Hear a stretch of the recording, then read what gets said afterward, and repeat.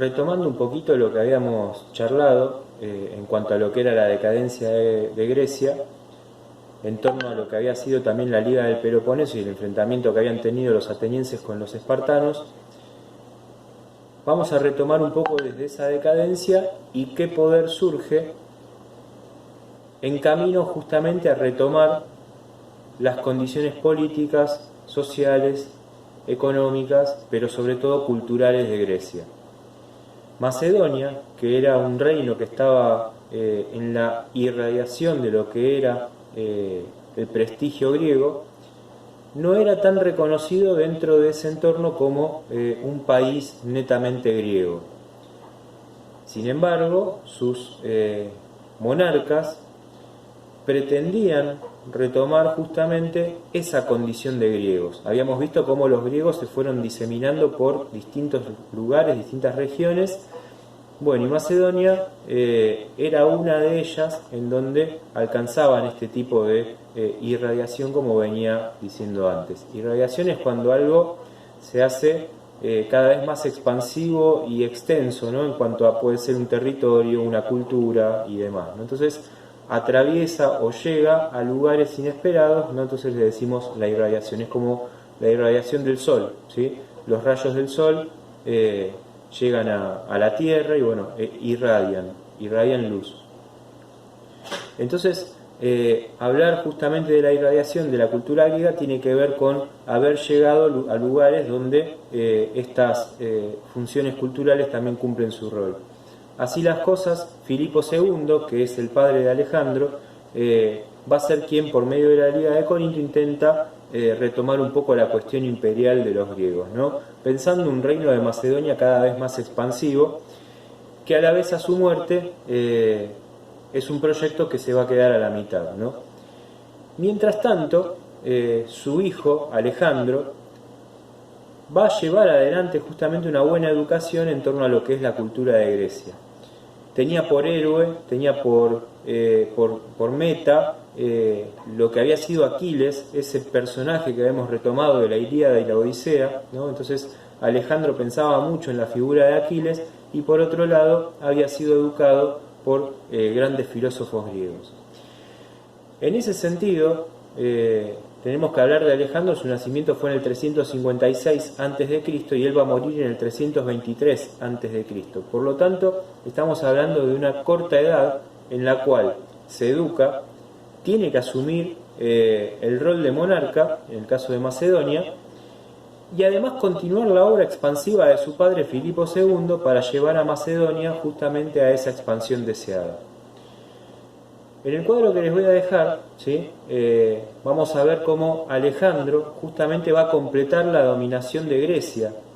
Cuando decimos la dominación de Grecia tiene que ver con este carácter expansivo desde Macedonia y con una Grecia en decadencia. Alejandro logra conquistar esas regiones culturales que a él mismo le habían cumplido también una forma de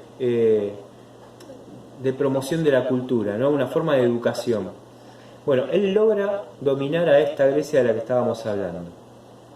Y también comienza en ese mismo momento la expansión y la dominación del imperio persa que tantas veces había tenido a Grecia a maltraer. Bueno, Alejandro va a lograr conquistar a ese imperio persa. Así es como se produce la expansión de la cultura griega, porque si Alejandro decide llevar adelante este tipo de guerra, a la vez tiene que impartir cierta cultura, ¿no? Y logra la expansión de una cultura griega que, como dije antes, venía en decadencia. Pero que a la vez recibe del otro lado las influencias de las culturas orientales. Es decir, que Alejandro no solamente expande la cultura griega, sino que encima recibe influencias culturales de Oriente. Que eso lo va a poner en entrevero, es decir, lo va a poner de la vereda de enfrente de algunos de sus correligionarios, porque van a decir: nosotros veníamos a expandir la cultura de Grecia y al final los orientales nos imparten la cultura a nosotros. Lo que entendía Alejandro era que para poder dominar una región también había que imbuirse de su cultura, es decir, recibir su cultura, apropiársela y también desarrollarla, ¿no? En esto de lo que era una diversidad de culturas, de ideas. también se expande una forma de poder. Alejandro era bastante centralista en ese sentido, ¿no? Muy distinto a lo que habían sido las ciudades autónomas de Grecia, que hay una dominación de una persona y que es Alejandro, ¿no?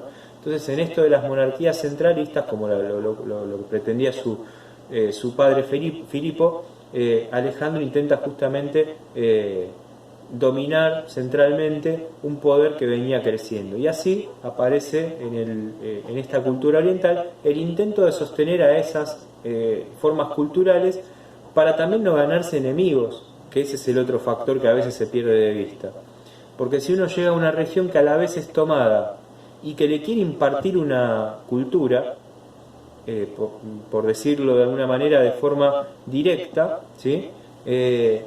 Bueno, lo más probable es que haya una reacción. No queremos una cultura nueva, ¿sí? Nosotros tenemos la nuestra, pero bueno, acá se tratan de dominaciones. Bueno, Alejandro entiende que en vez de imponer una cultura, absorbe a las otras y a la vez aprende de ellas, ¿sí? Bueno, pero lo que pasa es que se quería expandir la cultura helenística. Y en este caso, cuando hablamos de helenístico, tiene que ver con los helenos. Recuerden que los griegos son griegos porque los llamamos nosotros griegos, pero en realidad eran helenos, ¿sí? Que respondían justamente a una forma cultural. Así las cosas, se van a expandir reinos helenísticos con esta fuerza de un joven Alejandro Magno que se empieza a expandir por el oriente y va a tomar incluso hasta Egipto. Y Egipto particularmente es uno de estos reinos helenísticos, configurados en torno a lo que es Macedonia, la Grecia, Egipto, Siria, Pérgamo y Seleucida, ¿sí? Esos van a ser los reinos helenísticos más importantes, e incluso en Egipto Alejandro, cuando tome, ¿sí? En esta forma tolemaica, cuando tome Egipto, él se va a hacer proclamar faraón, no rey de toda esta dominación, sino que él se va a hacer llamar faraón y va a fundar una ciudad que se llama Alejandría y que también va a tener una fuerza de relevancia. Entonces, por todo esto es que también se va ganando personas en contra.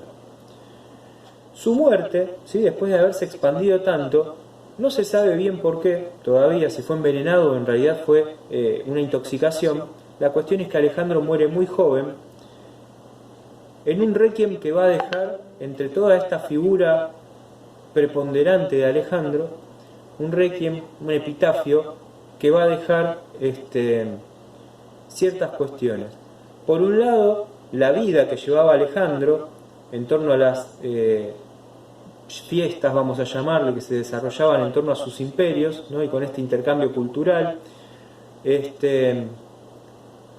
sus actividades como rey, su fuerza expansiva, que también puede ser otro de los factores que lo van a llevar a la muerte final, ¿no? Porque acá está esto de si fue envenenado o no. Pareciera ser que, en torno a lo que era su actividad expansiva y el no retorno a la región inicial de Macedonia, imagínense soldados alejados de sus familias durante tantísimo tiempo, el no regresar a ese lugar puede haber sido uno de esos factores que dijeron basta, hasta acá con la expansión porque queremos volver, y si Alejandro no quiere, bueno, evidentemente algunas fuerzas operaron para que Alejandro también fuera contenido. A la vez que también está el factor de esta cultura, ¿no? Encima de que nos tenemos que expandir, de que lo tenemos que seguir, de que pasó muchísimo tiempo, ahora quiere ir a la India, y para colmo de males, tiene esta cuestión de que se proclama dueño de otras culturas. Entonces entendían que Alejandro estaba perdiendo culturalmente sus orígenes. Y la única manera que podían llegar a encontrar de sacarlo del medio era justamente con la muerte, ¿no? Porque alguien tan poderoso, tan joven y poderoso, que también hay que remarcarlo. Así, a la muerte de Alejandro, se desintegra entonces el imperio que él había conformado, ¿sí? Y en esa desintegración se entiende mucho mejor esta figura de los reinos helenísticos, con el final de la preponderancia de esta región de Macedonia que había sido como el origen de toda esta expansión. Alejandro había nacido en Pelia, capital de Macedonia, en el 356, como decía antes, y su madre era la reina de Olimpias. Es educado por tutores filosóficos muy importantes, ¿sí? Como decía antes, y logra acaparar una cultura en cuanto a lo que era la filosofía, la poesía, el drama y la política. ¿Por qué el drama? Porque hablamos del teatro, ni más ni menos, que después lo vamos a retomar. Su héroe favorito, como decía, era Aquiles. Tenía un caballo que se llamaba Bucéfalos. Alejandro tenía muy poco contacto con su padre, sin embargo había sido educado de una forma bastante considerable también en cuanto a lo militar. Después, bueno, cuando fallece, o mejor dicho, su padre en realidad es asesinado, una tradición parece ser de la familia, Alejandro tenía tan solo 19 años. Esa es un poco la historia de un Alejandro que, como bien decía en algún momento, a principios de año, tenía una frase que decía: «¿Cuán grande debe ser mi imperio para ser grande mi nombre?». Y esto rescata la esencia de Atenas, ¿sí? La esencia de Aquiles también, la esencia de Esparta, trascender, hacer trascender el nombre para vivir una vida de inmortalidad. Ese también es Alejandro.